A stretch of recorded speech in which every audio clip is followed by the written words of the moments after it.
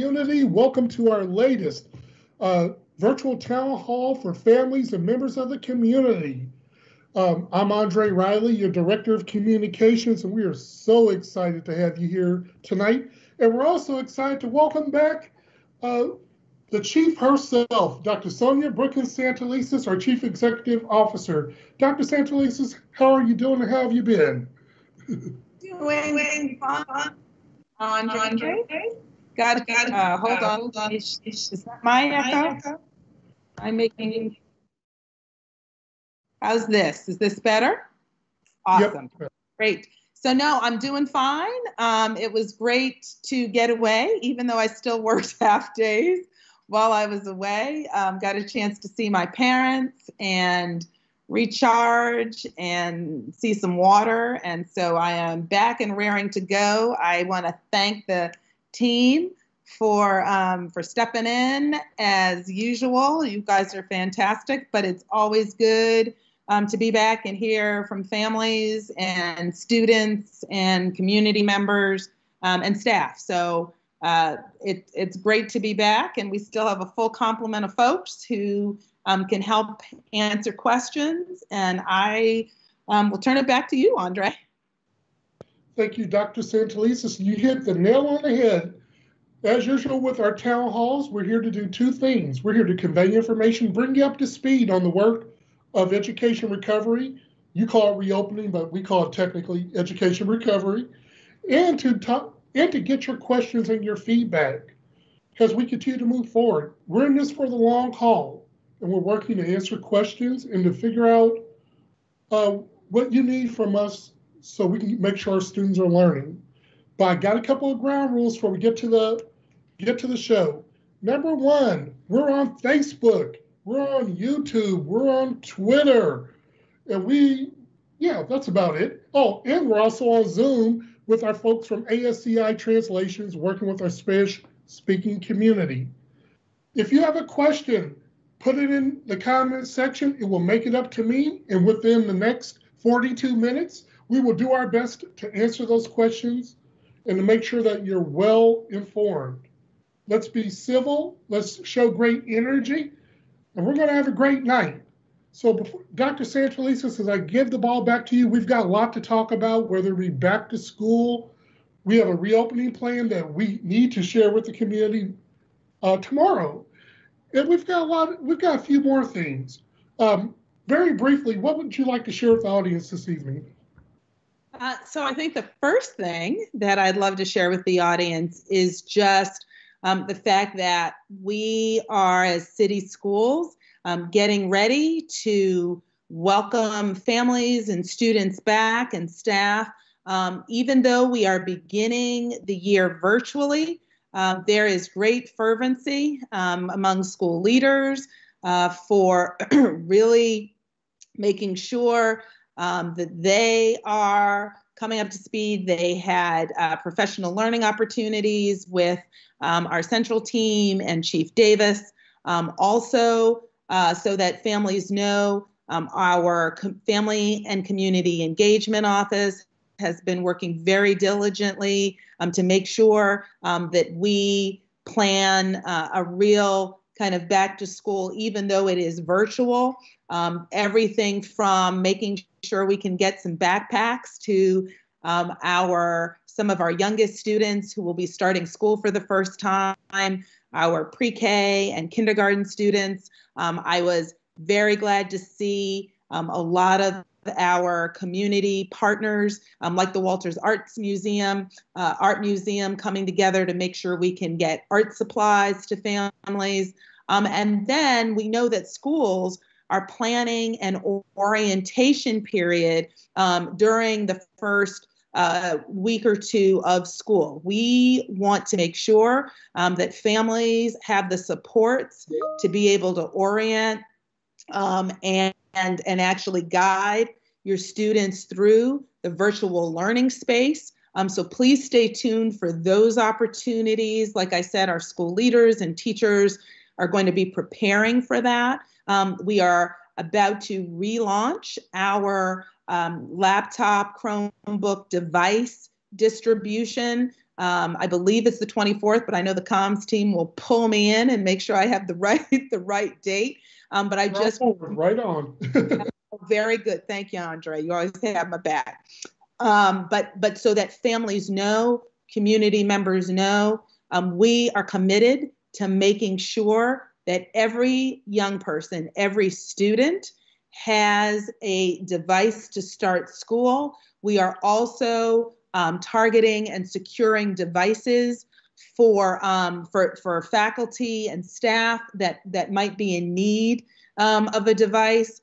We also have hotspots for our families. We are working with elected officials. We're working with members of the philanthropic and business community to really try to leverage as much Wi-Fi access as possible for as long as possible, so that every Baltimore City Public School family can access virtual learning in the virtual learning environment. I want to at this time also give a big shout out to our teachers, our principals, and our families who participated both in virtual summer learning as well as in-person summer learning. And we had anywhere between 300 and 400 families who participated in summer learning that actually occurred according to CDC safety guidelines, small groups of students,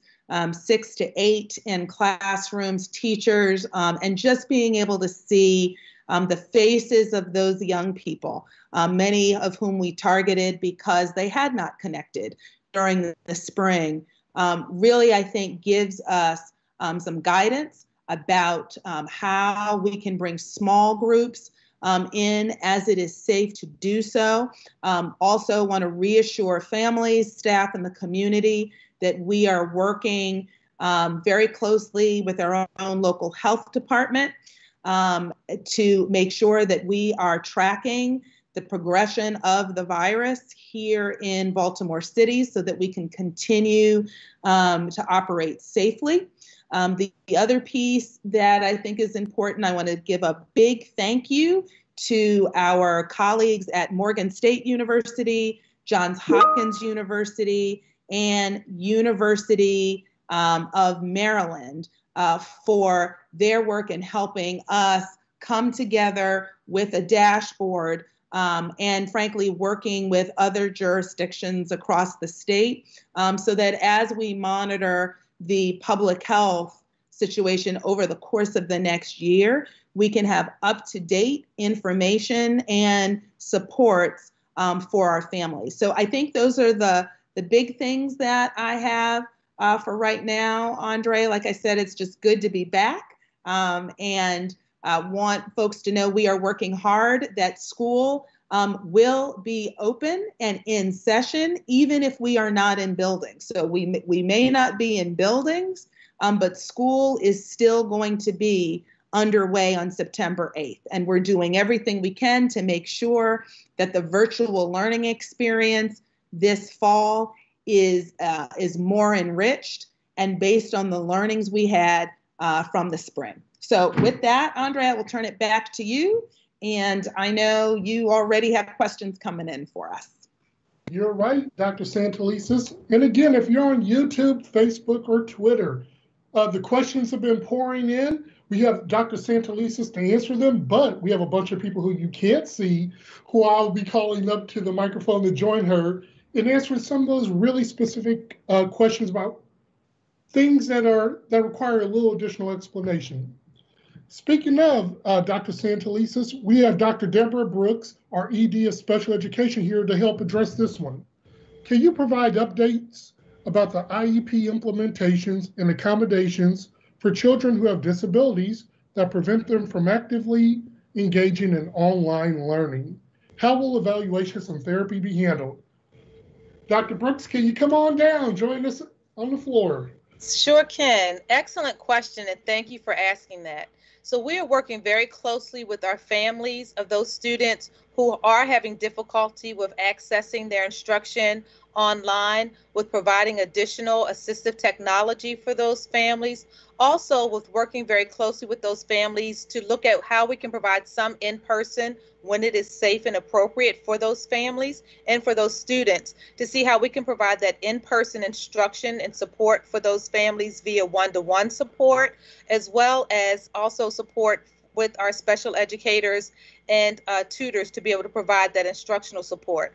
As far as the therapy, working very closely with our related service providers to provide telehealth therapy for those students via either through Zoom or through telephonically, also working with the parents as well. And for our evaluations, we actually have put out guidance that we will be working with both our school-based administrators and our related service providers on those assessments and evaluations, that we are making sure that they're valid.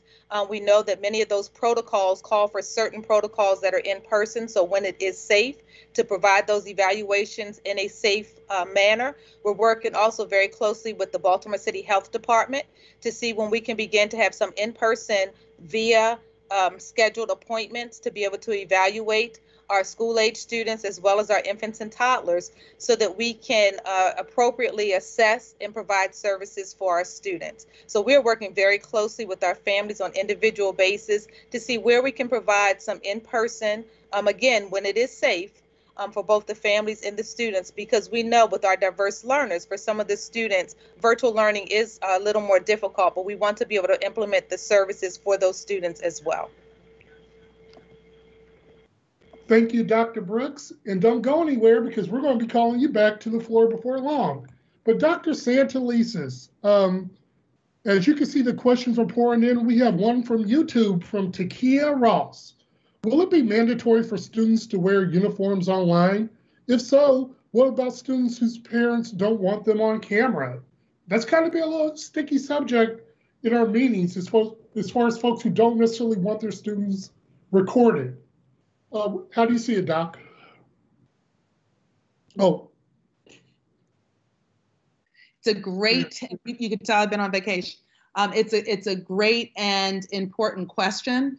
I think one of the things we're doing is working with our legal office to make sure that parents, in terms of recording, can opt out of that recording if it includes screenshots or anything of their children and their students. And we certainly can understand why families may not want that. I think when it comes to uniforms, there will be flexibility. I am sure some school communities may still try to encourage uniform wearing, just as a way of promoting school spirit and unity within even a virtual environment. But there definitely will be flexibilities when it comes to wearing of uniforms, because we do recognize that it is a different space. And it is a different time. So what I would say is, as schools are planning around this, that there will be flexibilities that were probably not in place or not as flexible as they were when we have in-person learning. Thank you, Dr. Santelises. Tonight, it looks like the crowd's a little bit more active on Facebook. So if you're on Twitter and YouTube, we definitely want to hear from you. In the meantime, Dr. Santelises, we have a great question from Bucky Clark from Facebook. He asked, what will online learning be like this year? Will it have more structure? Will there be more gateways to learning programs that give more piqued interest to middle schoolers? How can a parent enhance the absorption and retention for their child while working online? Wonderful question. No, it is. It's a wonderful question. I'm sure Chief Davis can also come in on some of this, but I would just say, in terms of the structure, we have actually put out and will be putting out as part of the plan that gets released tomorrow and posted. And again, it's a draft plan in the sense that there's still time for ongoing feedback, but it will be the plan that we're beginning school with. What families will see is that there will be target time blocks for students in terms of the amount of exposure that they get in both their core content areas, as well as very important areas like the arts, for example, and even some PE. So what families should experience and what schools will be providing is taking those time targets and actually receive a schedule for each child, including students that are in middle school, that reflects that time, and that time where they'll be able to interact with teachers, as well as that time when students will be able to work independently online with that. You'll have to excuse me. That is my teenager's cell phone in the background that she did not get. So my apologies. Lest you think the CEO is not a mother, I am. So one of the things that we've really been working hard on is how do we make sure, for example, that schools have orientation for sixth graders? How do we make sure that students new to the middle grades actually transition well? And even some of the virtual early CTE or career exposure, also working to make sure students have access to that, as well as clubs and activities, which I can say as the mom of middle schoolers and a former middle school teacher, we know are incredibly important for these years. So I would say, yes, please do make sure you stay in close contact with your child's school, be on the lookout for those schedules, and if possible, really make sure you make the time to be part of your school's parent and family orientation so that you have a better idea of how this will play out in your child's particular school. Thank you, Dr. Santelises. But we also have Chief Davis, who had a couple of thoughts he wanted to add, if that's okay. And he should. Mm-hmm. I mean, the basics of what Dr. Santelises said is 100% right. And I think the question around more structure is really what we've been trying to get at. We want to make sure we've got consistency for our families so that they know that lessons might be 30 minutes or 60 minutes or however long they are. But when families see that type of schedule, what I want them to know is that within that 60 minutes, that's not just a teacher talking at them for 60 minutes. We've worked hard to make sure that our curriculum is not just engaging, but that we've got, say, different activities. We're going to be developing our teachers so that they know how to use the virtual platforms and break students out appropriately. And then you've got things like iReady, you've got different online materials so that in the end, a whole lesson of 60 minutes isn't just going to be one thing. It'll be a number of different activities, a number of different parts to it so that it will be engaging while there will be structure and consistency. Right. I mean, I think that is one of the hallmarks that we're trying to push on. And at the same time, right, and some people will think that these two things go together. We're going to have this consistency, but then there will have to be times when we are flexible. Dr. Santelises talked about the recording and the privacy issues that we have to take into account. But at the same time, those recordings will also allow families to access it at different times in case they couldn't, for real reasons that we know we're all struggling for. So the original question around structure is 100% right, and we're going to be way more consistent than we were in the spring. Thank you, Chief Davis, for jumping in, and thank you, Dr. Santelises, for the initial answer. Now, my folks on YouTube heard me, so they started submitting questions too. We have one from Wanaya Tynes. Ms. Tynes asked, will schools with no air or heat be fixed? It will be hard for staff and students to be comfortable. Now this one, Doc, sometimes folks don't ask about our buildings because we've been focused on virtual. And we also have our Chief Operating Officer, Dr. Lynette Washington, here to talk about this as well. But Doc, can you get us started? Or Dr. Washington, do you want to jump in and answer this question? So I don't know if Dr. Santelises wants to start. Go ahead, Dr. Washington. Okay. Good evening, everyone. So to the question, our schools, we are always fixing. If there are any issues or challenges with our HVAC systems or with the boiler systems where we have buildings that don't have air conditioning, we're always consistently fixing those buildings. When students are coming back or returning back into those buildings, one of the things that we're doing is we're taking extra steps, right? So along with fixing any issues that we consistently do on a daily basis within our buildings. We're also taking added steps to make sure that the air within those buildings are being addressed and treated, right? So buildings that have air conditioning, we are upgrading filters within those buildings. And so the filters are addressing all of the different particles and airborne viruses that may be in those buildings. And then for the buildings that don't have air conditioning, we're looking at various systems, because the research basically says, oh, have outdoor air coming in, but we're also saying what are additional ways that we can address that. So looking at air purifying systems for those buildings that do not have HVAC systems. Thank you, Dr. Washington. Do you have anything to add, Dr. Santelises, before we get the ball rolling? No, not from Dr. Washington. I will add this one piece that I think the process that Dr. Washington just described is what is undergirding how we approach any reentry to the building. So even though we are beginning virtually, this is work, as Dr. Washington just described, that's underway now. Even though we know we won't have kind of a full return, we do know that staff may be in and out, either individually or in small groups. And so the operations team under Dr. Washington's leadership is still undergoing the processes that she just described. Excellent. And if you ask how hard she works, you can see her in her office right now in the middle of the evening. So never doubt that we are working hard for you. It's good to see you, Dr. Washington. All right, Dr. Santelises, we're going to head back to the special education realm. Over on Facebook, Evelina Rogers Epps asked, what are the supports for autistic children? Now, we still have Dr. Brooks with us. Dr. Brooks, can you come on down and talk about what supports we offer?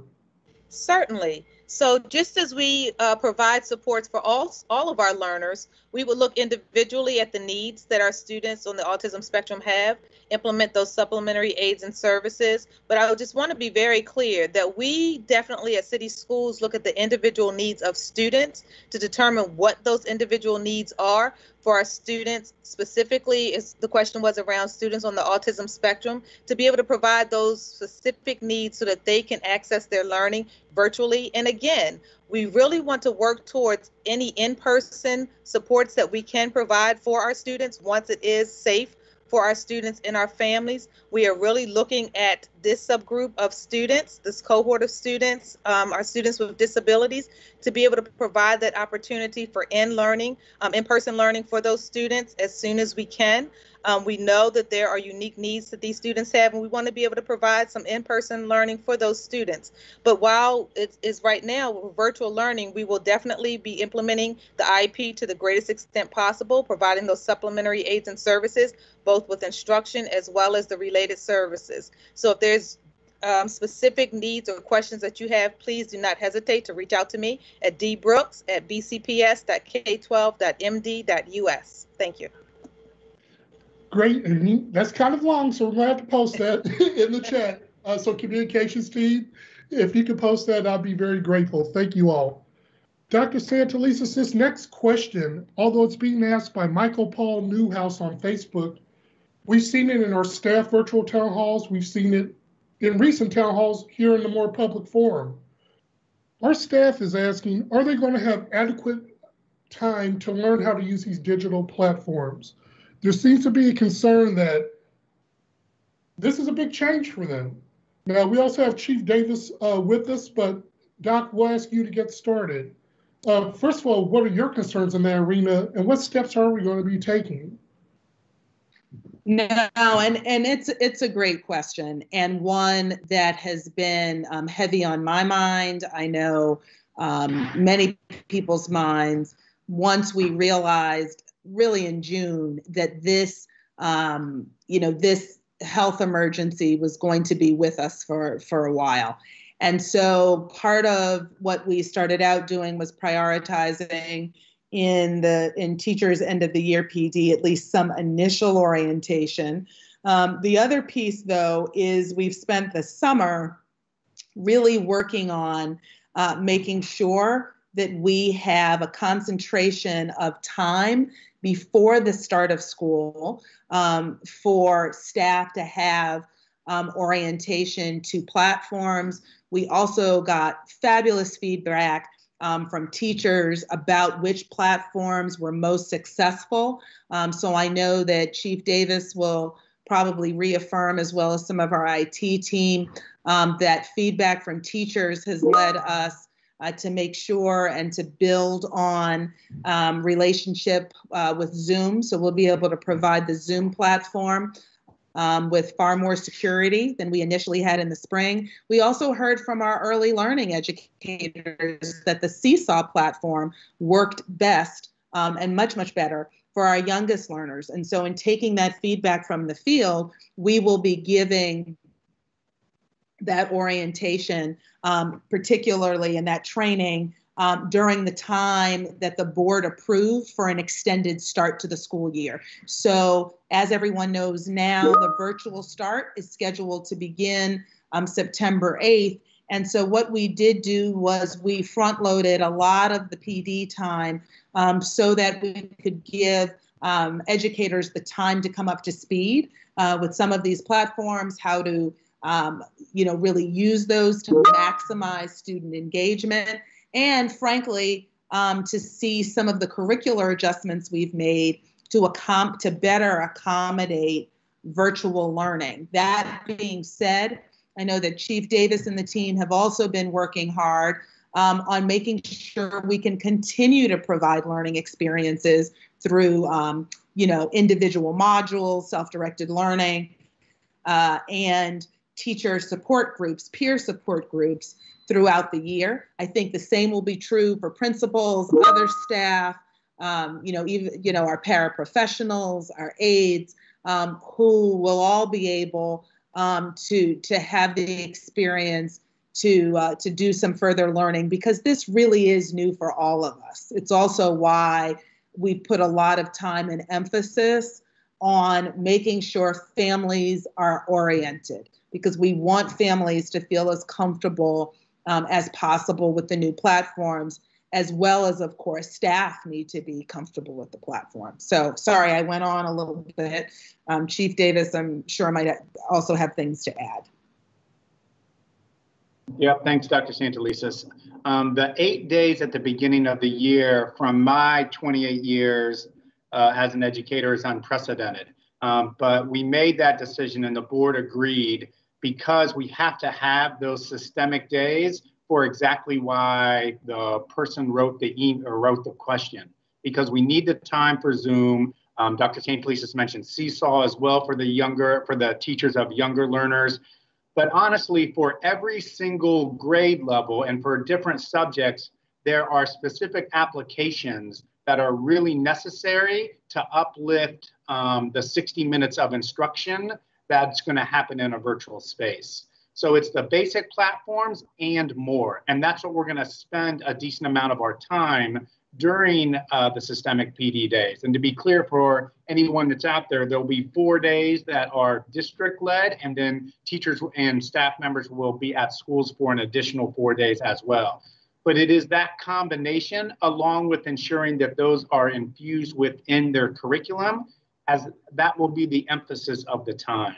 And we put a decent amount of effort, especially into modifying the curriculum, so we know exactly what should be taught in this virtual space, prioritizing the standards that we know students need grade level by grade level. So a lot of work in the background.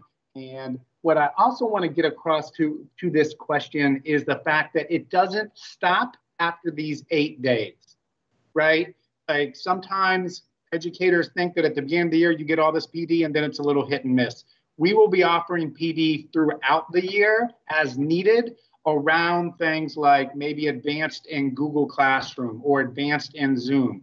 And along with that, we're thinking how we can pair teachers up so that in the end, teachers are learning from each other. And so when you think about it, there's district PD at the beginning of the year, there's ongoing PD, and then there is really the one-on-one, either through school by school or within school, that we want to set aside time for. As Dr. Santolisa said, we're all learning in this space, so we've got to set up that time so we can use it appropriately.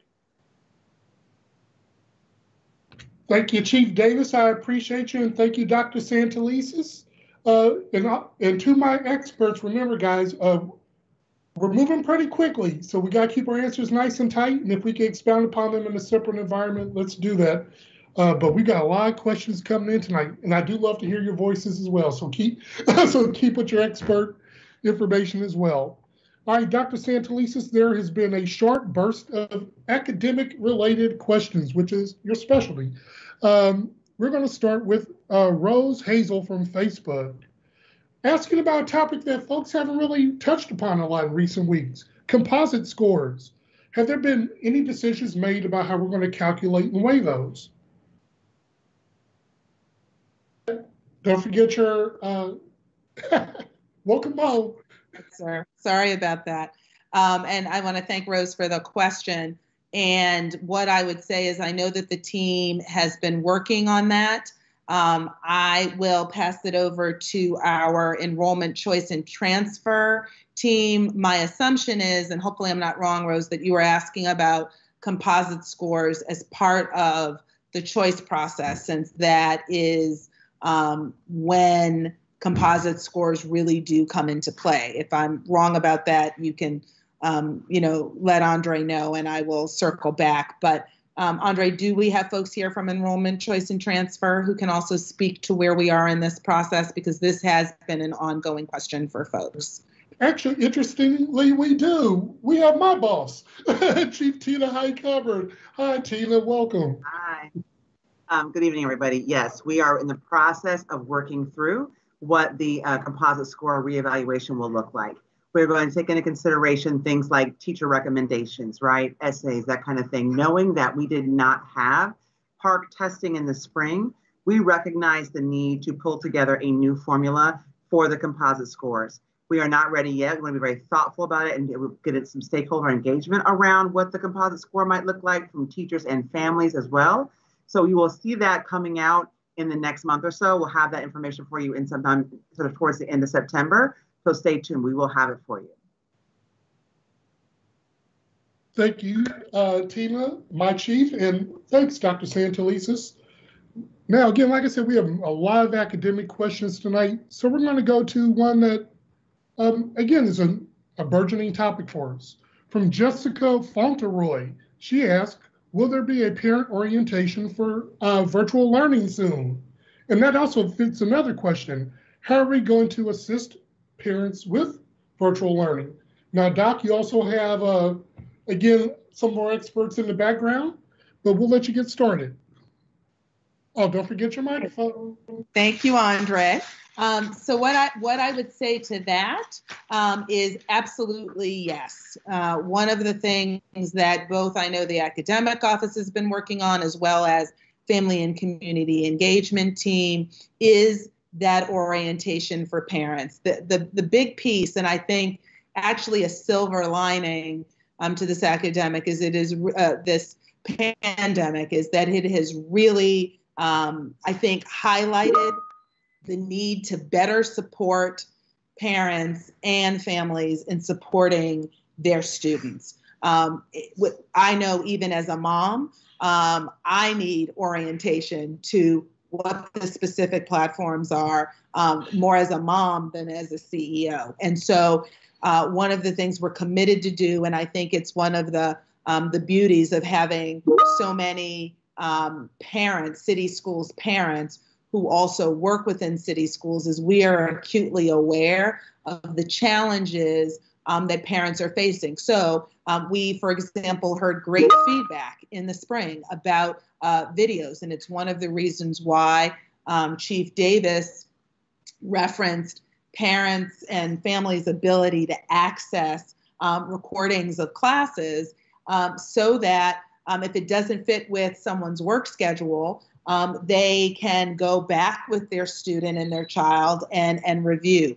It's the other reason why we've worked with our curriculum partners around making sure that the curriculum guidance is in parent-friendly language. I remember talking to my sister once, and she's like, Sonia, I don't use all that educationese that you all use as teachers. And so part of what we've been doing is really, really working to make sure that there's family, parent-friendly language with kind of clear steps that families can take to support, and making sure that as we're assessing students for their learning needs, because we all had a real challenging spring, that we're able to, in a really take advantage of the virtual environment and match students to other learning opportunities, which I know that I saw questions about in the chat, that will actually match the student need with a virtual learning opportunity that families can do even when class is not in session. So we are taking that incredibly seriously, not because we want to, just do it and we know we need to do it, but because, quite frankly, we are all parents as well. Many of us, I should say, are city schools parents. And it's one of the reasons why, for example, our family and community engagement team has really ramped up efforts around our parent university. So please stay tuned, look for the parent university, and we would love to see overwhelming participation from our families. Yep, speaking of family engagement, we got our expert here, Shana McIver, our Director of Family Engagement. Shana, briefly, can you elaborate on what Dr. Santelises mentioned about Parent University and the like? Yes, I can. Thank you, Andre, and thank you, Dr. Santelises. The family engagement team, first I'll start with parent orientation to answer Ms. Fauntleroy's question a little more in depth.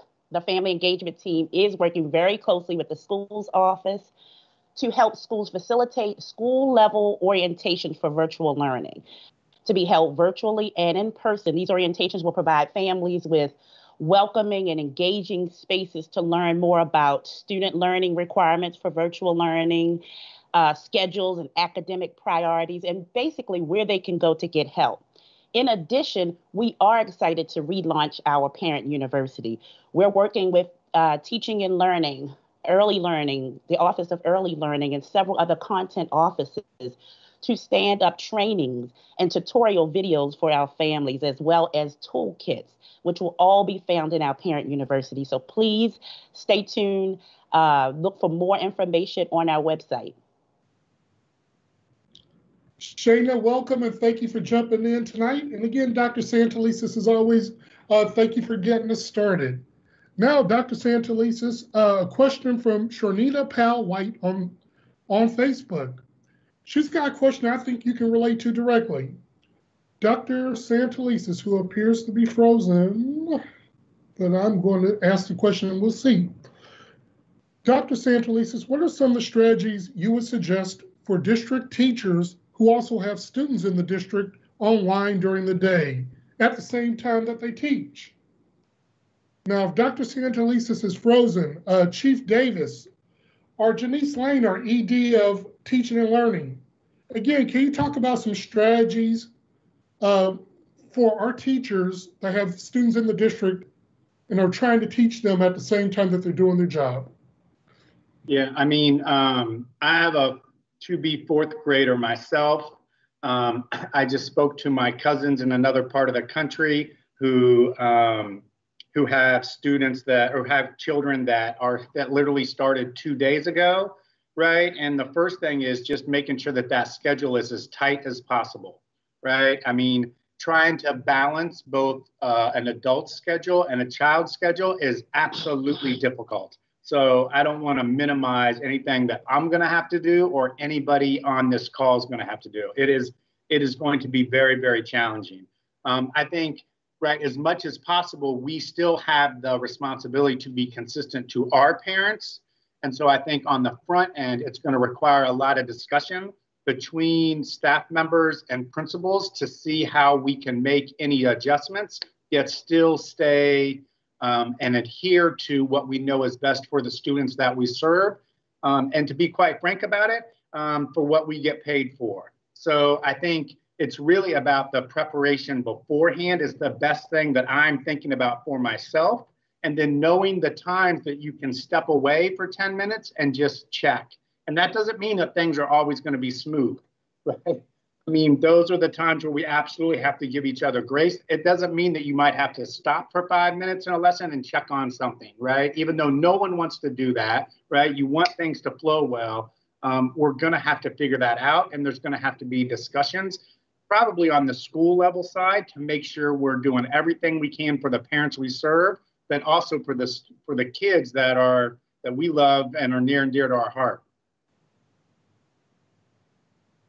Thank you, Chief Davis, for jumping in. Dr. Santelises, before we move on from the question, is there anything you want to add about that balance between I work for the district, but also I'm a parent? I will just add that I, like Chief Davis, feel the same challenge and feel it poignantly. One of the things that my husband and I have discussed that I think many families are really talking about is one, how we can alternate with other family members who might be able to assist in a socially distanced manner. And it is going to be challenging. I think Chief Davis had a lot of great tips.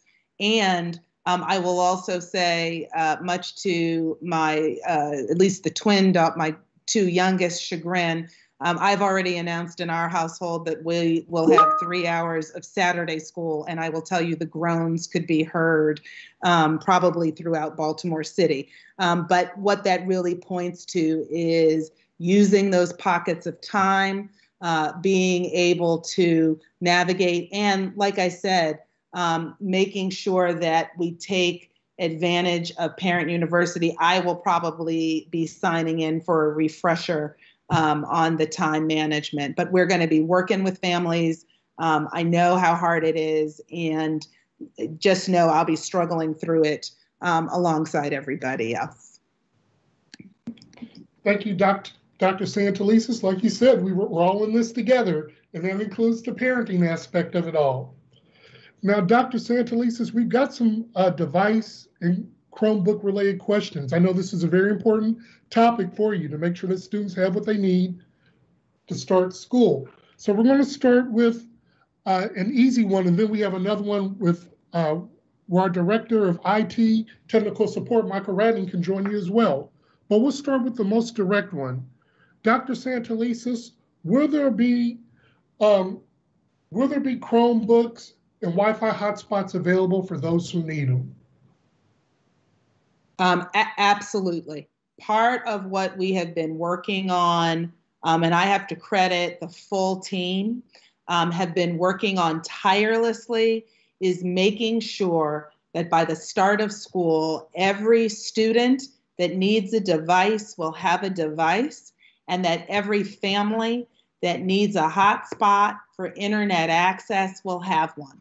I will say part of the work that principals are doing that I think will assist us in really pinpointing and making sure we get better data around who needs Chromebooks and hotspots is really making sure that each school is checking in with every single family. So every family should be able to contact their school and their school leader and actually make sure that their Chromebook, their hotspot is on order. Now, if you are a family in a charter school, you can also go directly to your school, and also for traditional schools, make sure you go directly to your school. I had a meeting even this morning. I want to shout out Chief Tina Highcupboard, who has worked tirelessly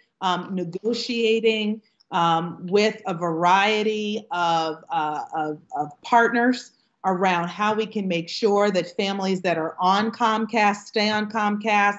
A shout out to Councilman Zeke Cohen, to our BTU partners, folks who, and frankly, the young people. We have students who have been advocating. So where we are confident now is that we will have ample supply to begin the school year.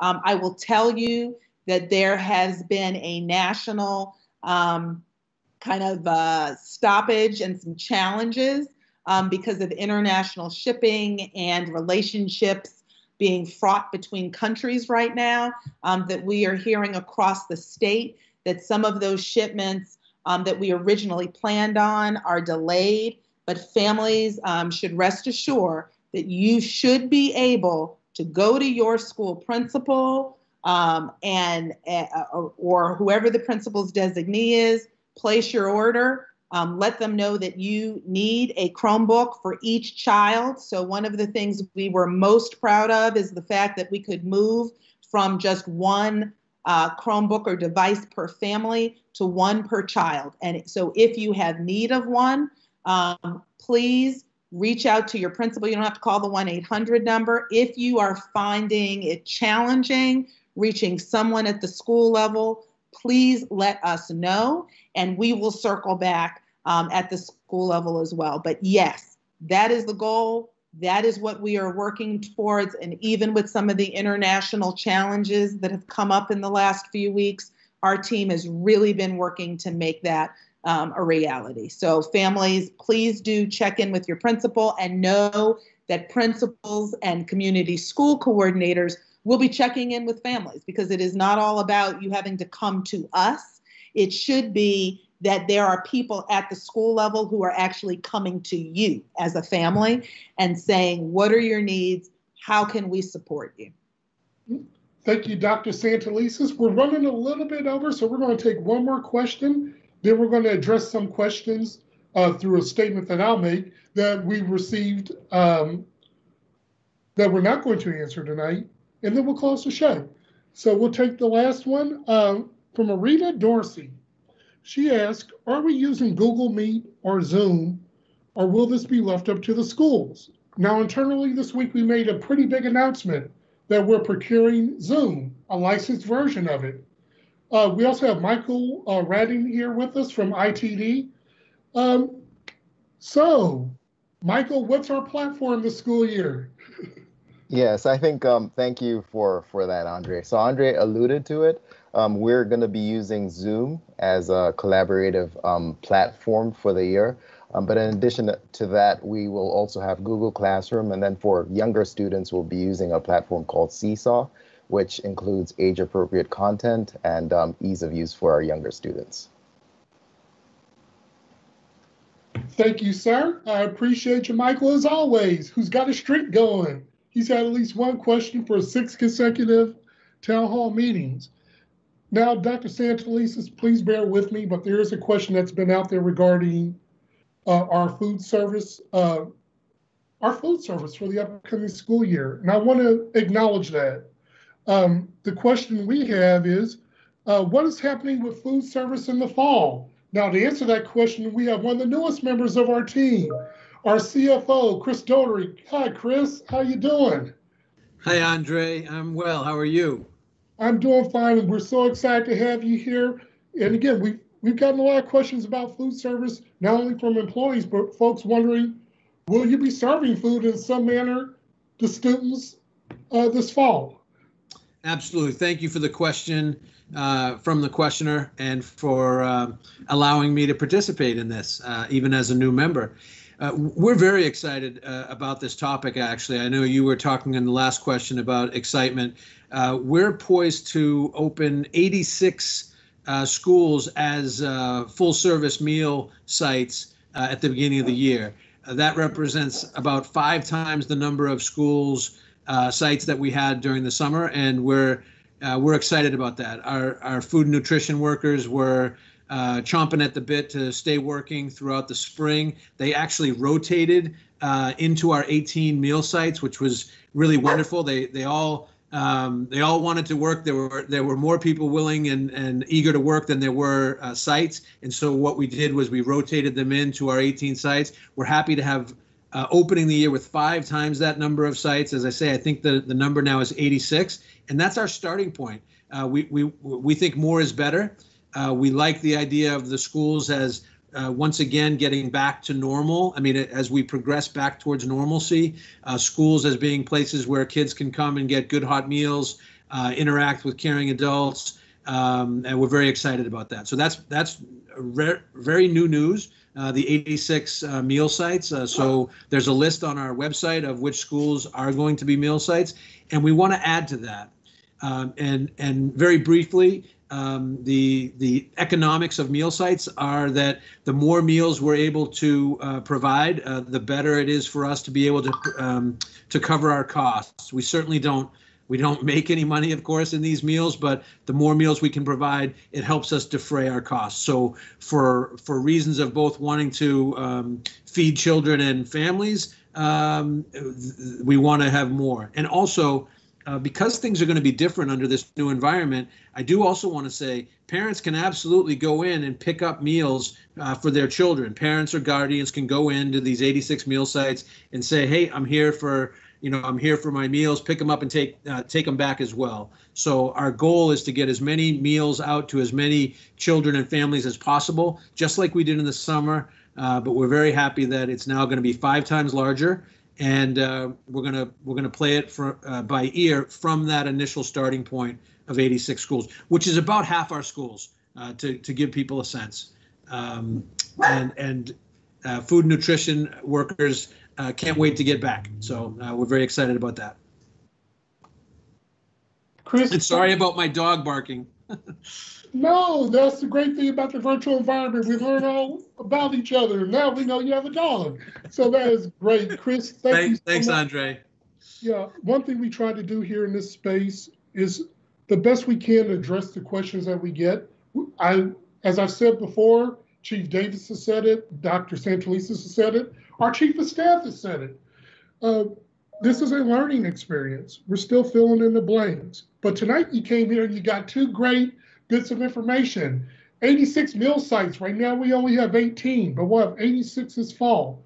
That's tremendous. Dr. Santelises shared earlier that on August 24th, we're going to relaunch the device distribution. You'll be able to go to your schools and get the devices that you previously had to travel to our headquarters to get. Before we end the show, Dr. Santelises, is there anything you want to share? Anything you want to say to the City Schools family? Really, what I just want to say is that even though these are incredibly challenging times, I will say that the energy to make sure that we are able to greet our young people and our families is palpable. When I check in with school leaders, even teachers that I hear from, central staff. I was at North Avenue today and saw folks in preparation mode, that even though we will be in a virtual space for school, I just want families to know that we remain committed to providing a continuity of learning for our Baltimore City students that is more enriched than what we had in the spring. And we remain committed also to hearing from you, your suggestions, your feedback, a lot of constructive emails from families, from teachers, from school leaders about ways that we can make the experience more effective. And then what I would also say is our success this summer with bringing small groups of students back means that we will be able to, as it is safe, to target some of our students who we know struggled the most in this virtual environment. So as Dr. Brooks referenced earlier, students with disabilities are going to be prioritized for that small group interaction at school sites, the one-on-one assessments, and making sure that the needs that could not be met in the virtual environment are prioritized for small group in person. That goes for our English language learners, our students that didn't connect well, and frankly, some of our youngest students as well, who we know are going to be challenged here. So I just want to let families know, let staff know that I'm still excited for the start of the school year. It'll be different, I can honestly say, than any first day of school I have had in my career. But my energy for it and my expectancy is still there. And we are committed to, again, making sure that to the best of our ability, like families have what they need, and our commitment, please take seriously and let us know if and when you need devices, and please expect that principals, community school coordinators, and other school-based teams will in fact be reaching out in ways that we could not in the spring. So thank you. A huge shout out to Andre Riley, who is my favorite, I gotta say, facilitator. I tell Andre, I don't want to do a town hall without Andre somewhere in the mix, because it's good to be back, and I am raring to go for the school year. Thank you for the kind words, Dr. Santelises. We're glad you're back. I'm sure there's some people on the other side of the camera among our experts who are happy that you're back as well. Before we let you go, guys, I know we went over, but this was good. We had a lot to talk about tonight. And as we get closer to the opening of schools, we're going to have lots of things to talk about. So do 3 things for us. Number 1, please get your student immunized. Right now, the rule is go get your student immunized, regardless of what type of environment we're learning. If there's an update to be made to that information, we'll let you know. So please do so. Visit our website tomorrow, because we're going to have a lot of great information on meals. We're going to talk about the reopening plan. We'll have a new and improved, well, an improved version. Won't say new, improved. And finally, the first day of school is Tuesday, September the 8th. Staff will be back in just a little bit. We look so forward to having our kids back. I'm happy that Dr. Santelises is back, and I'm happy I have the best comms team in Maryland. It's been a great moment in City Schools. I am Andre Riley, your Director of Communications, and we'll see you in this space at 6 p.m. next week. You have a good one.